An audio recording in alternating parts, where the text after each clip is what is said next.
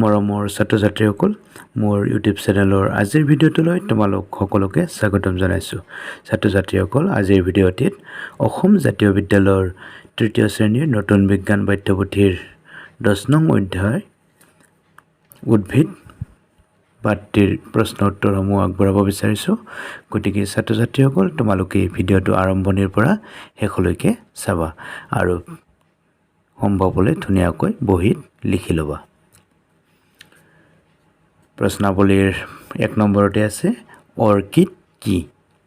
আমি উত্তৰত এনেদৰে লিখিব লাগিব, যিবোৰ গছ আন ডাঙৰ গছৰ ডালত গজে সেইবোৰ গছক অৰ্কিড বুলি কোৱা হয়। তোমালোকে নিশ্চয় অৰ্কিড দেখিছা। কিছুমান আমি গছ দেখা পাইছোঁ, সেইবিলাক গছ ডাঙৰ ডাঙৰ গছৰ ডালত হয়। কি কি গছ দেখিছা তোমালোকে কমেণ্ট বক্সত জনাবাচোন। এতিয়া 2 নম্বৰ প্ৰশ্নলৈ আহিছোঁ, পানীত হোৱা গছবোৰ কিয় ওপঙি থাকে? উত্তৰ, পানীত হোৱা গছবোৰৰ গাটোত বায়ু সোমাই থাকে। বায়ু পানীতকৈ পাতল, সেইবাবে পানীত হোৱা গছবোৰ ওপঙি থাকে। 3 নম্বৰ প্ৰশ্নলৈ আহিছোঁ, বৃক্ষ কাক বোলে উদাহৰণ দিয়া? উত্তৰত আমি এনেদৰে লিখিম, যিবোৰ গছৰ গা গছ টান কাঠেৰে তৈয়াৰী তেনেবোৰ গছক বৃক্ষ বোলে। যেনে শাল, চেগুন, নাহৰ, সোণাৰু, কৃষ্ণচূড়া, আম আদি। 4 নম্বৰ প্ৰশ্ন, তৃণজাতীয় উদ্ভিদ কাক বোলে উদাহৰণ দিয়া? উত্তৰ, যিবোৰ গছৰ গা গছ কোমল আৰু সৰু তেনে গছক তৃণজাতীয় উদ্ভিদ বোলে। যেনে ঘাঁহ, দুবৰি বন, ধান, ধনিয়া, মানিমুনি আদি। তাৰপিছত 5 নম্বৰ প্ৰশ্নলৈ আহিছোঁ, দুবিধ ক্ষুদ্ৰ উদ্ভিদৰ নাম লিখা। উত্তৰ, দুবিধ ক্ষুদ্ৰ উদ্ভিদ হ'ল মছ আৰু শেলাই। তাৰপিছত 6 নম্বৰ প্ৰশ্নত আছে, এজোপা গছ আঁকি বেলেগ বেলেগ অংশবোৰ দেখুওৱা। উত্তৰত তোমালোকে এই গছজোপা আঁকিবা।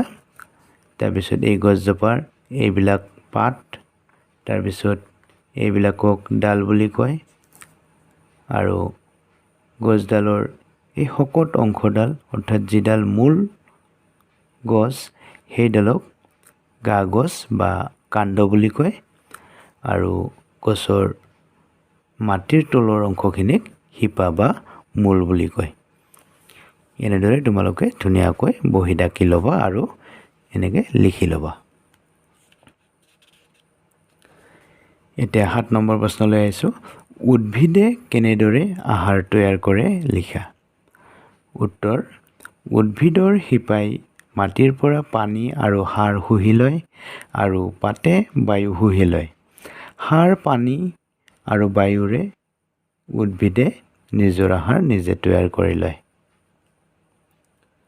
এতিয়া 8 নম্বৰ প্ৰশ্নলৈ আহিছোঁ। 8 নম্বৰ প্ৰশ্নত আছে, তলত উল্লেখ কৰা প্ৰতিবিধৰ 3টাকৈ উদাহৰণ দিয়া। যেনে ক নম্বৰত আছে সেউজীয়া পাতৰ উদ্ভিদ। সেউজীয়া পাতৰ উদ্ভিদ বুলি ক'লে আমি বহুত দেখা পাইছোঁ, তাৰ ভিতৰত মই লিখিছোঁ শাল, চেগুন, আম। তোমালোকে আৰু বেলেগ বেলেগো লিখিব পাৰা। তাৰপিছত খ নম্বৰ, ফুল নুফুলা উদ্ভিদ। ফুল নুফুলা উদ্ভিদ 3বিধৰ নাম লিখিব কৈছে। মই ইয়াতে লিখিছোঁ শেলাই, সাগৰ ফেনা, ঢেকীয়া। এইকেইবিধ উদ্ভিদৰ ফুল নুফুলে। আৰু কি কি ফুল নুফুলা উদ্ভিদৰ নাম জানা তোমালোকে কমেণ্ট বক্সত জনাবা। তাৰপিছত গ নম্বৰত আছে ডাঙৰ গছৰ ডালত গজা উদ্ভিদ।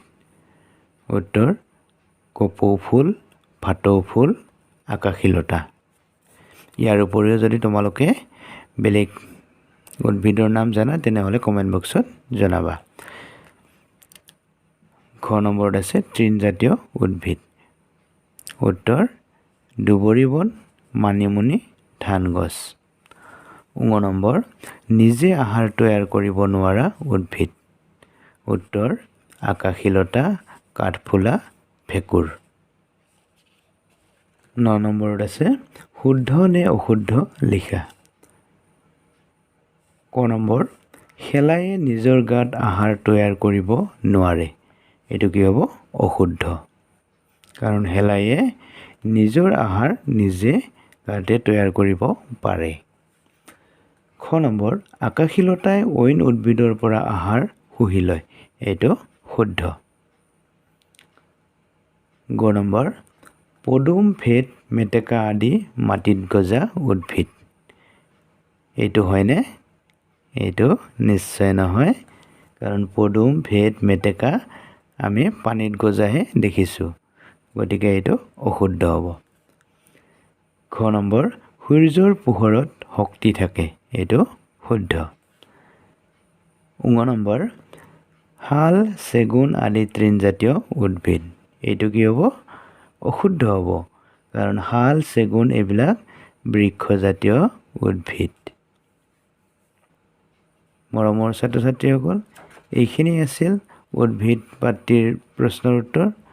তোমালোকৰ ভিডিঅ'টো কেনেকুৱা লাগিল? যদি ভাল লাগিলে তেন্তে লাইক এটা কৰি দিয়া আৰু তোমালোকৰ বন্ধুবৰ্গৰ মাজলৈ শ্বেয়াৰ কৰি দিয়া, যাতে তেওঁলোকেও পায়। আৰু যিসকল মোৰ চেনেলটোলৈ নতুনকৈ আহিছা, অনুগ্ৰহ কৰি চেনেলটো ছাবস্ক্ৰাইব কৰি কাষত থকা বেল আইকনটো প্ৰেছ কৰিবা, যাতে মই দিয়া পৰৱৰ্তী ভিডিঅ'বোৰ তোমালোকৰ ন'টিফিকেশ্যনত গৈ পায়। ভিডিঅ'টো চোৱাৰ বাবে ধন্যবাদ। পুনৰ লগ পাম আৰু নতুন ভিডিঅ' লৈ। ধন্যবাদ।